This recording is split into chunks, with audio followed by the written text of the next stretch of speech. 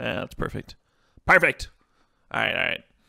So Blade Instructor, I'm going to go through every single fucking card. Every goddamn card. I mean, a few notes, shit, but we'll see. Hey, Double Fried, thanks for the sub. Thanks for the 13 months. Double Fried says, Dear Caleb, what do you think about my subscription being reprinted in Guilds of Ravnica? Interesting. Interesting decision. I'm not giving each card's points. There's always like a few too many uninteresting cards to go through on that level of detail. Blade Instructor seems solid. 3 mana for a 3/1 is a little bit pricey. You know, there's been a lot of 2 mana 3/1s in recent sets. But Mentor, I mean, even if you're just attacking, trading your 3/1 and putting a 1/1 counter on another creature, and with a power of 3, you know, with the power of 3, the odds that you're gonna be able to make your Grizzly Bear a 3/3 when it attacks, pretty good, pretty solid. I like it. I like it. That's what I really want to see on this this Mentor. On these Mentor bodies is like a higher power than toughness, because when it attacks, it puts a 1/1 counter on target creature with lesser power. So you see Mentor on some creatures that are only 2/2s, and they have a very limited amount of pumping that they can do. Bounding Agents, Vigilance, 2/2, sack it to destroy a legendary permanent. That's an artifact creature enchantment. Man, if this could pop Planeswalkers, I'd be so much more fucking excited about it. But a 2-mana 2/2 with Vigilance, yeah, I don't know. I don't know about all that. I don't know about all that.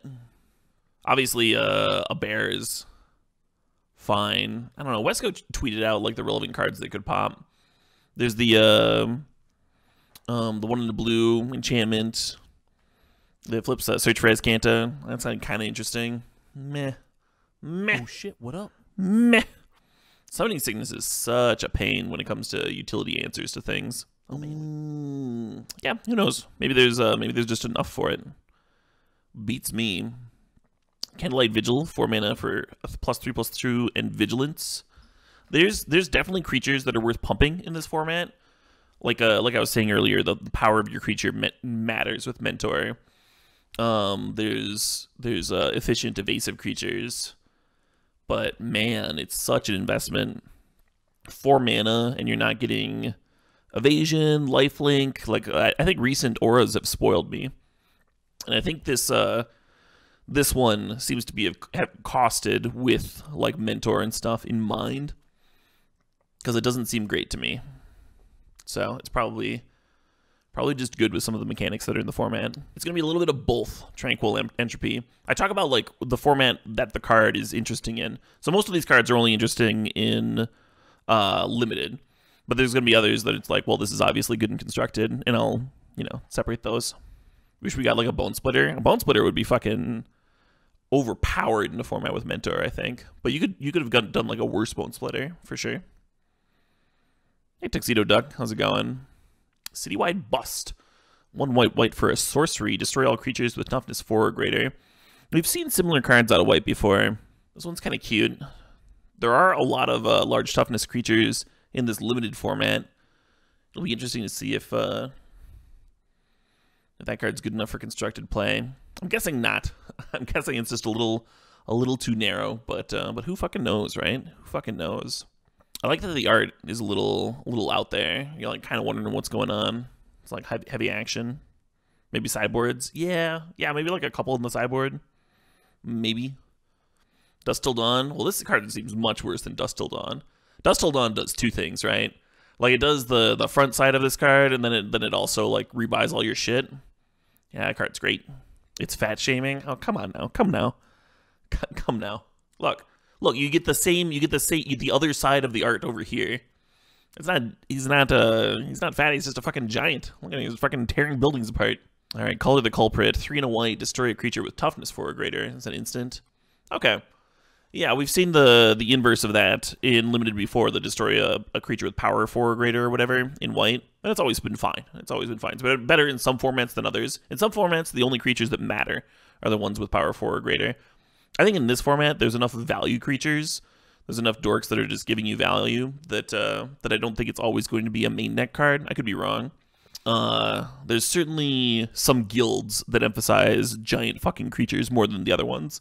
Golgari in general, so it just seems to have like a ton of giant creatures. And you could be playing Boros that just doesn't have a lot of answers to those. Or you could just be playing, another color with efficient answers. Just 1 mana, 1/1 death touches and shit. But, Seems fine. Conclave Tribunal, 4 mana for an enchantment. Convoke. When it enters the battlefield, exile target non-land permanent an opponent controls until it leaves the battlefield. So it's an O-ring with Convoke, and it costs 1 more than a normal O-ring.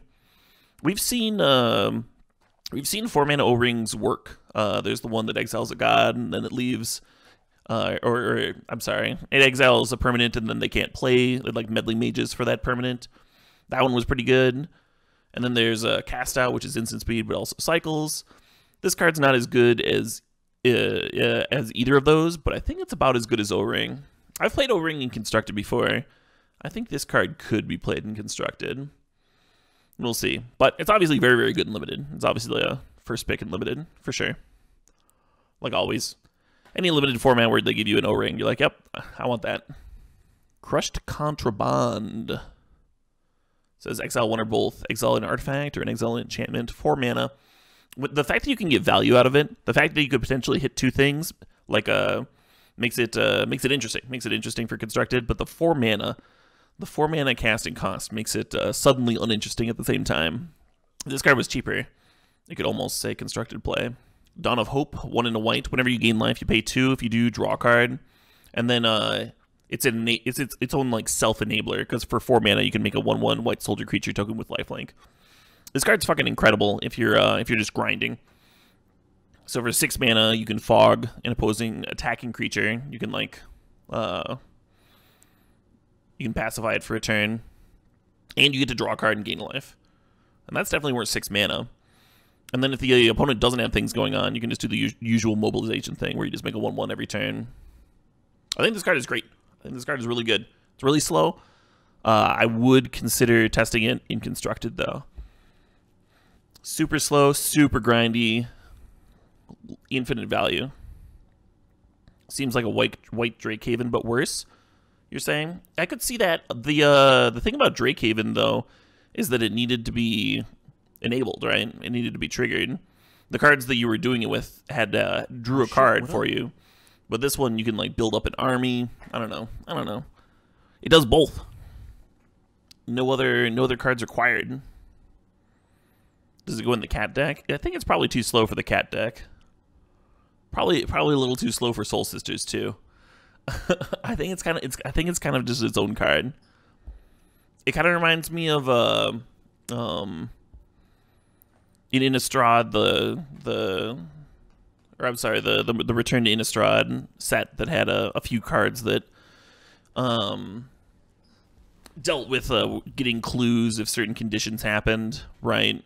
And they were expensive and they were clunky, but once they got rolling, you just got to draw like a ton of cards. If the format's slow enough, it's just going to be a limited powerhouse. What did I say about Conclave Tribunal? I just said it was an O-ring. Anyway, I'm not really gonna go like back up or whatever, because there's a lot of cards and there's gonna be a lot of talking. There's gonna be a lot of talking for these, so just gonna go in a straight, steady fashion. Demotion, 1 white, enchant creature. Enchanted creature can't block, and its activated abilities can't be activated. Yep, just straight up limited card, and not a very impressive limited card. It's gonna be real situational. You're gonna have to be pretty aggressive to be playing a pacifism effect that doesn't actually pacify. A card that doesn't actually stop a creature from attacking you. That said, there's some very defensive creatures in this format. So if your opponent's playing a big wall, you're just like, get that out of the way, smack you, dead you. It seems like red and white both have a lot of ways of clearing the way for your creatures, because otherwise the Boros decks probably just wouldn't be viable in this format. Divine Visitation. 3 white. If one of more token cards would be created under your control, you get 4/4s instead. That's fucking sick. I don't know. I've seen a lot of people losing their shit over this. I've definitely played some dirtly token decks. I've definitely done that. And this one seems pretty good. This one seems like a pretty good enabler. There's a lot of cards that just like spit out a pile of 1/1s, or like value create 1/1s, cards that are like earlier in the curve and stuff.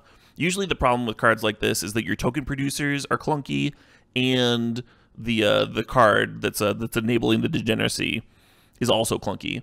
This card is clunky, but it works with really efficient token enablers that can be part of a more compact, efficient shell.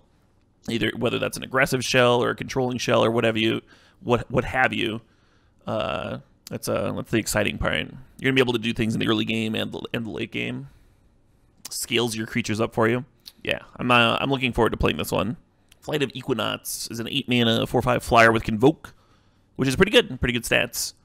If you manage to have 4 creatures, you can drop it for only 4 mana. Well, you're probably not doing that, right? You're probably gonna have like 3 creatures on turn 5 in limited play, which is still fine. Like turn 5 4/5 flyer is like slightly above curve, and even if you're playing it later than curve, a 4/5 flyer is just huge. It's this big. It's big in this limited format. It's big in most limited formats. That's big for an uncommon. Even if you have to play it for like 6 or 7 mana, that's still fine. Divine Visitation works really well with Adanto. Oh yeah, to spit out a 4/4 flyer every turn. That is really good. Gird for Battle. Put a 1/1 counter on each of up to 2 target creatures. 1 mana sorcery. Man. The fact that it's a sorcery, this would almost be interesting for limited play if it was an instant, you know what I mean? Because the 1/1 counter sticking around is really good. I guess in a format with Mentor, maybe just anything that pumps the power of your creatures is better than it normally would be. Because those 2 1/1 counters could actually turn into like way more than just 2 1/1 counters. If both the creatures that you're pumping have Mentor and then they pump 2 other creatures. It's really hard to say without actually playing the format.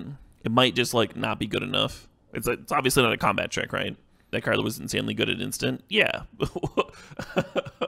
Well, anyway. Has the Marshal. 1 mana for a 1/1. When it and at least 2 other creatures attack, you get a 1/1 with lifelink.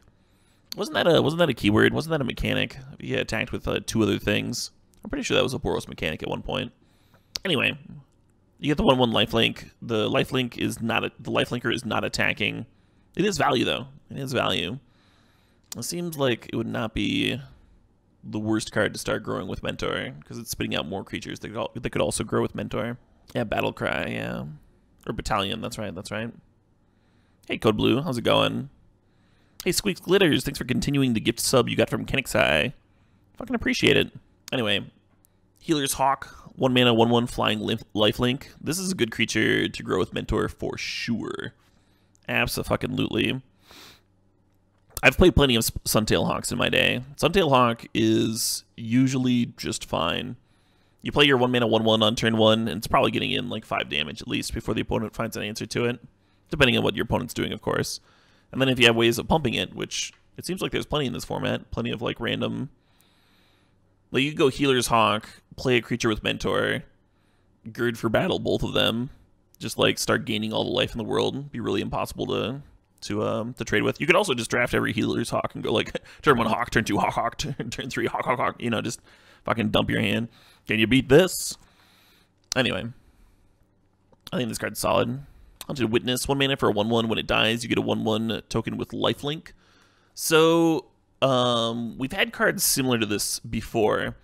Creatures that when they died, you got another token response or whatever, or not in response, but like as a trigger. And they've always been pretty solid. Lifelink is a worse ability for a 1/1 token to have than flying. Yeah, Doom Traveler. And Doom Traveler is the one that comes to mind, right? Yeah, Lifelink is a worse ability than flying, but Doom Traveler saw a lot of play. And part of that was because Humans was a playable deck. But I would be surprised if this card saw no play. I'd be very surprised if this card just wasn't played at all in Constructed. In Limited, you just want the I don't think Boros cares a ton about it, but I think Celestia cares a lot about Convoke. So you're just going to want your shitters. And this one's a value shitter. It just seems good. Yeah, and there are enough Mentor creatures that value 1/1s are good. There's even like there's creatures that have Mentor that are like 2 mana and 2/2s. You know, there's Mentor creatures that have power of 2. So if you have 1 mana 1/1s to curve out with that just grow, they just get better. It seems like there's a lot of 1 mana creatures in this format that are actually just stone playable. Kind of sweet. Inspiring Unicorn, 4 mana for a 2/2. Whenever it attacks creatures you control, get +1/+1 until end of turn. I don't think that actually works with Mentor. I'm going to read Mentor again real quick. Whenever this creature attacks. Yeah, so it would have to trigger when it attacks. And this ability will have already resolved. Or, I'm sorry, this ability won't have resolved when the other ability needs to trigger. So it doesn't work with Mentor, but If you're like, it will work in the same decks that that want Mentor, because you're filling your deck with all of these shitters to pump, and this is another way of just pumping everything. You can stack the triggers. Don't you need to have put a 1/1 counter on target attacking creature with lesser power?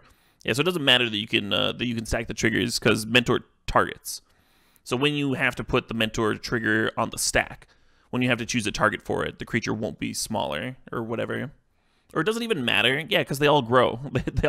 It grows them all equally. So it wouldn't. There's no universe where this would impact Mentor. I don't know. I don't know why I went off on that tangent. But anyway, the point is, card is fine. Definitely not a constructed playable. We've seen it. We've seen this card before. I think it's even been printed in. I mean, not this literal card, but functionally the same thing. I think it's been printed in master sets too. So solid limited card is solid. Intrusive Pack Beast. This is the sort of card that makes it like really weird to evaluate a limited format. So you got 5 mana for a 3/3 with Vigilance, which are very weak stats. Very weak stats to put on a white creature. Because usually your 5 mana white creatures, they could be like a flyer, you know, and be good at attacking, or they could be like a 3/5 like Siege Mastodon type thing and be really good at blocking. And this one, when it comes into the battlefield, you tap up to two target creatures your opponents control, so you get to like force some of your creatures through while making a 3/3 body. But like the 3/3 body itself isn't amazing at attacking.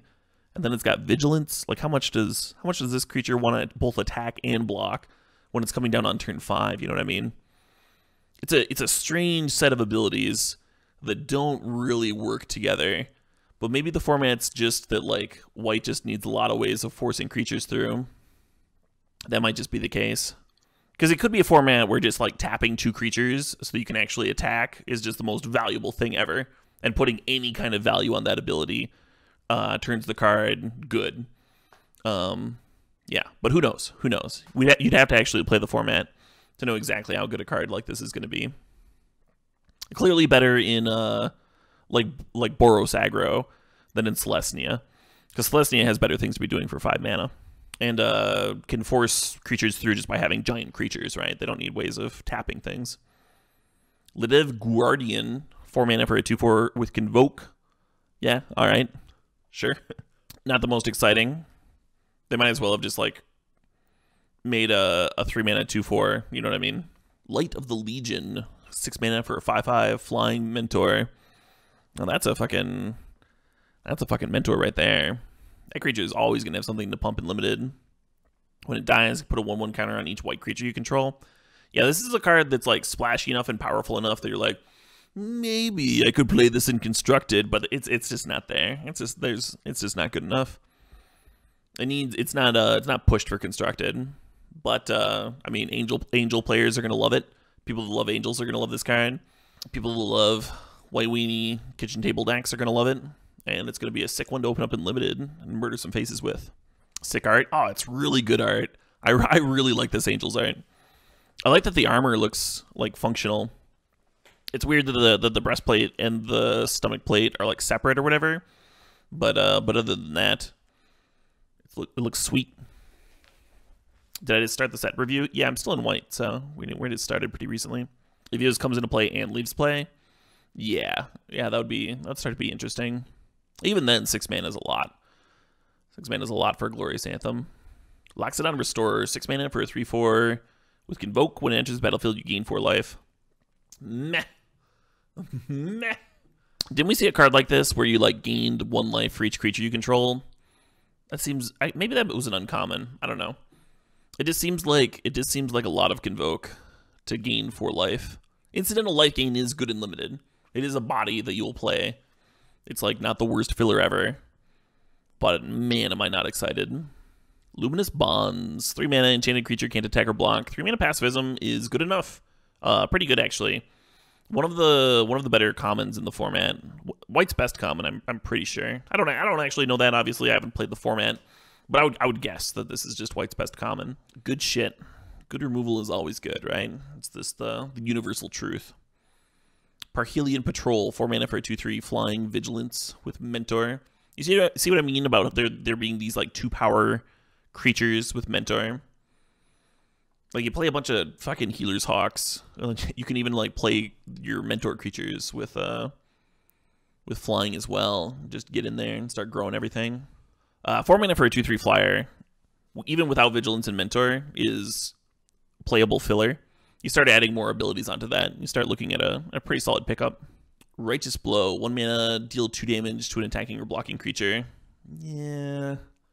I usually see cards like this as like sideboard filler, and then my opponents blow me out with them game 1, so. Rock Charger seems sweet. I'm glad that this card is an uncommon in this format. So it's just the regular 3 mana, 1/3 flyer. When it attacks, you can target another attacking creature without flying and give it flying. So we've seen this card in recent sets as a common. In this set, it's an uncommon, and I think it's pretty important that it's an uncommon because there's all these cards with Mentor. So it jumping a creature is like already just a quality card. But it jumping a creature and then that creature growing the Rock Charger very consistently just makes it even better. Yeah, Pegasus Courser. Anyway, quality uncommon for sure. Jumping creatures, just like, yeah, you're welcome. All right, Skyline Scout. 2 mana for a 2/1. When it attacks, you can pay 2 mana to give it flying. That kind of card's fine. It's fine. It's obviously not as good as like a 2 mana 2/1 flyer would be, but it's not like there's 2 mana 2/1 flyers in the format. You also can't use it on the ability on defense, also fine.